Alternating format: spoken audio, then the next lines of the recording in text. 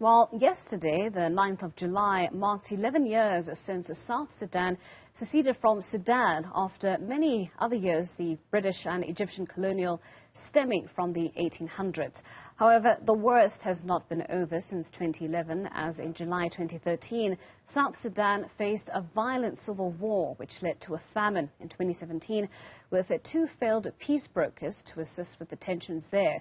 This year, as the nation turns 11, marking it one of the youngest African nations, the United Nations has warned of another full-scale conflict due to a delayed peace process, which leaves the country with major uncertainty, further inducing humanitarian conflict. Well, we look at the history of Sudan and South Sudan as we track some of the events leading up to the existence of the 11-year-old African state. Joining us is South African Research Chair for Innovation Studies and researcher at the Tshwane University of Technology, Professor Mammo Muchie. Prof, thank you so much for your time and thank you for joining us on the Weekend Report today. I mean, let's start with the fact that South Sudan has managed to celebrate its Independence Day, but even then, you know, there's a lot still to unpack given the fact that it is also entering its 11th year of protracted conflict. Hello? There's some noise. Hello? Professor, I'm not sure if you can hear me. Can you hear me? I can hear you, but there's some voice. Is it on your side? No, There's no. Another one. I can hear you clearly. Let me give you that question again. As we mark, you know, South Sudan's independence, let's talk about the significance of that day, given the fact that the country is still embroiled in a conflict that's nearing 11 years now. Important question.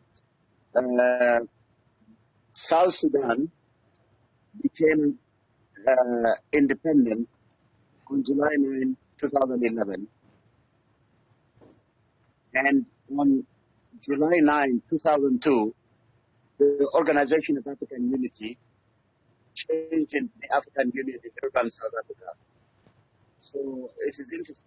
On the day African Union, the Organization of African Unity changed into the African Union, on that day, we had the split, the division of Sudan between Northern Sudan and South Sudan. So that is a remarkable contradiction. In other words, when we are thinking of uniting Africa, that same day we also had independent states being formed. It's not only Sudan that felt this. In 1993, Eritrea also split from Ethiopia. So what is an interesting question I think you should raise is why are we saying that we want to unite Africa? We want to unite or perish. That's what Kwame Nkrumah said. If we don't unite, we perish. We must not fail to unite. Yes. Right? To decolonize, we need to unite. Why are we continuing to divide ourselves? But having said that, after the independence of South Sudan, as you know, from December 2013 to now until 2020, there has been a civil war. There has also been conflict among those who are now running the country. The President Salva Kiir and the other vice president and so on, they are all competing with each other. So what I'm not really sure is that the country is very rich, it's got oil, and that the oil is not used to solve the people's problem. The poverty of the country has grown. Let me interject there. Yes. Let me interject there because that's a very important point that you're raising, the fact that South Sudan is an oil-rich country, and yet 11 years after gaining independence, its citizens are still facing economic challenges to massive proportions. I mean, I have some of the statistics here. 8.3 million South Sudanese people in need of humanitarian assistance, 1.7 million people Yes. internally displaced because of this protracted conflict that I asked you about. And of course, the worst hit women and children, over 480,000 women suffering from malnutrition. What is happening in Yes. South Sudan that is lending to these statistics, that is lending to these realities, even though the country, as young as it is, has independence and is able to come up with its own economic policies to try and turn things around and make things better for its people? Very, very good question you asked. You are right. In fact, the poverty level has grown very much, and they say now it is almost the majority of the people, nearly 56% of the people of South Sudan are under in the poverty, they are really poor. And then, as you rightly said, also it's got rich resources, it's got oil, but they don't use the oil. In fact, the Ministry of Finance say that they don't even have enough money to pay for the civil servants, the public servants they can't even pay salary. So there is a mismanagement, sincerely speaking, and mismanagement of the resources, and mismanagement of also how to do the appropriate services for the people that's required. And then United Nations and others are all involved on the humanitarian side, as you rightly put it. They even now are also saying, will this Independence Day, which, they were not able to even celebrate Independence Day because of the conflict. This is the first time they're now celebrating it for a long time.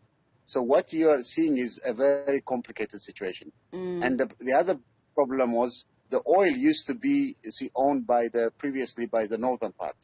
Now, after they when they have, they must still have influence also in indirect ways. So the relationships are not very clearly stated in that area. The entire area, you see, like IGAD, this area, there should be some way by which all the countries in that area can come together and unite and know also how to really use the resources effectively to serve the people.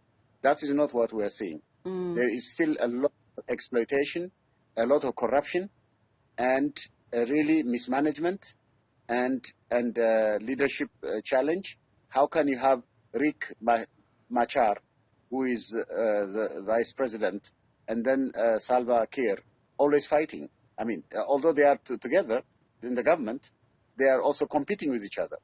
So there's they haven't really produced very tangible, very measurable, very impactful governance system arrangement that help the people, that empower the people. That is not there yet.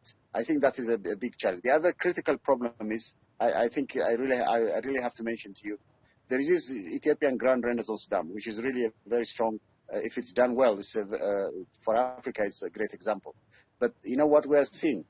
Again, the South Sudan, Egypt, other areas also come and influence them, and then there's all kinds of conflicts also going on,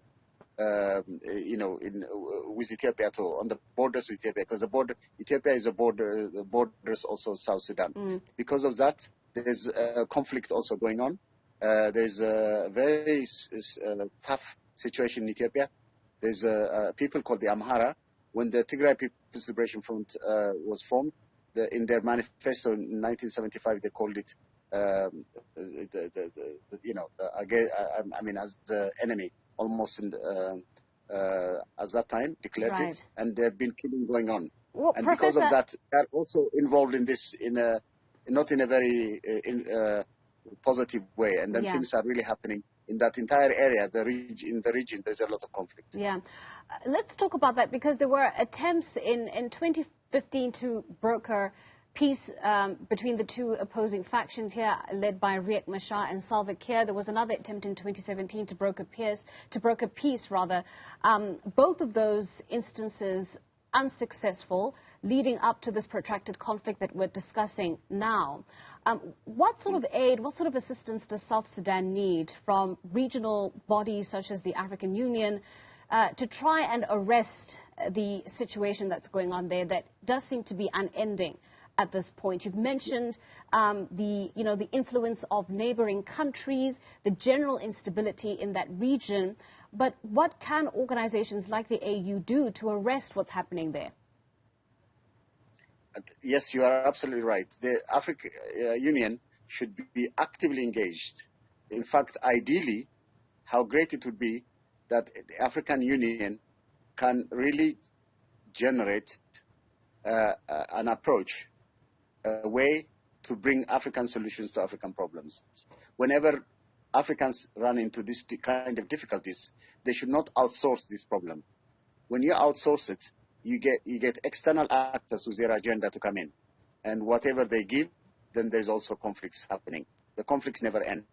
Because of that, it is very, very important that there is a new approach. It's not just having a peace and security, peer review mechanism, these kind of things. You have all these frameworks and there, but actually the delivery, you don't see anything. You see? So I think you're right. The African Union should be actively engaged. Yeah. As you rightly said, this conflict, they are now saying they will come back to peace. They do come, they agree, then they come back to conflict. Sometimes when they are actually saying they are agreeing, they are still also doing conflict. Right. So because they have inconsistencies, a situation must be created to manage this very systematically, and there should be a strong approach to actually do it. Whenever conflicts happen, it shouldn't. Why do we have the why are Africans members of the African Union and they fight? They are if they are the unions members and they submit to all the rules, and the rules don't allow conflict. Well, so why are they going to conflict? Yeah. Well, Professor, in closing, because we do have to wrap up the conversation, I wonder what lessons can be learned from the story of South Sudan. There was so much celebration and so much jubilation in 2011 when it gained its independence from Sudan. But clearly, 11 years later, we are seeing the results of facilitating a transition where a country is able to secede without proper planning, proper frameworks for a political transition that is there to help the citizens reach a democratic state. So I want to talk about the lessons to be learned when it comes to South Sudan. When we look at countries like Burkina Faso that recently had a coup and currently is being led by a temporary president, Damiba, what lessons can be learned when we don't have a plan coming out of tense situations and environments like these? Very good question. And I think, as you rightly put it, almost the majority of the people were very celebrating when the South Sudan state was formed. But now, after the formation, as you know, civil war continued, conflicts continued, ethnic warfare continued, humanitarian crisis continued. We didn't get a better solution from when there was problem when they were with the North Sudan, but there was even more problem now when they were independent. So what you just said is very important. Is there any way by which when countries, states like Burkina Faso and others, all right, when they come through coup d'etats, all right, military dictatorships and civil wars, when we do things like that, is there any way that the African Union says we cannot accept this? This is wrong. Run the country, proper elections. Only we accept leaders to be members of the African Union when you demonstrate real, genuine service to the people and empowering the people, not empowering dictators, well, not Professor, people that come. Right? I think that's what, and then also having external links with the Francophone, Lusophone, all these kind of divisions that we have. I think that must be it. I think this is a lesson we should draw from the South Sudan experience, from all this bad thing that has happened. let's learn a lesson to demonstrate to the rest of Africa. I think that's what we should do. Well, Professor, thank you so much for your time and thank you for joining us on the Weekend Report this morning. That was South African Research Chair for Innovation Studies and researcher at Tshwane University of Technology, Professor Mammo Muchie.